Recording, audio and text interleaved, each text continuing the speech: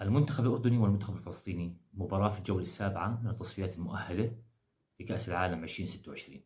هاي المباراة مفصلية لمنتخب الأردن، لأنه المنتخب الوطني الأردني بينافس على البطاقة الثانية المؤهلة لنهائيات كأس العالم 2026.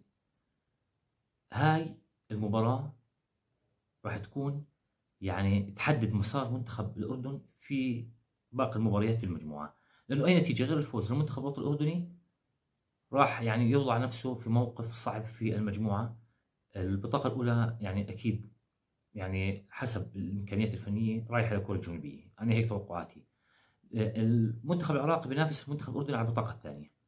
المنتخب الفلسطيني منتخب جيد، لكن الإمكانيات الفنية و معنويا وفنيا المنتخب الأردني أفضل إلى حد ما من المنتخب الفلسطيني. المنتخب الفلسطيني منتخب عنيد، لكن المنتخب الوطني الأردني قادر أن يفوز على المنتخب الفلسطيني. إمكانياته الفنية وإمكانيات اللاعبين في الأردن أفضل إلى حد ما من منتخب فلسطين. نتمنى التوفيق لمنتخبنا الوطني الأردني في هذه المباراة. بنأمل أنه يحقق الفوز عشان يكمل مشواره في التصفيات بكل أريحية وينافس على البطاقة الثانية المؤهلة لنهائيات كأس العالم. التشكيل المتوقع لمنتخبنا الوطني الأردني في هاي المباراة: في حراسة المرمى يزيد أبو ليلى، في الدفاع يزن العرب عبد الله نصيب، إحسان حداد، ومحمد أبو النادي.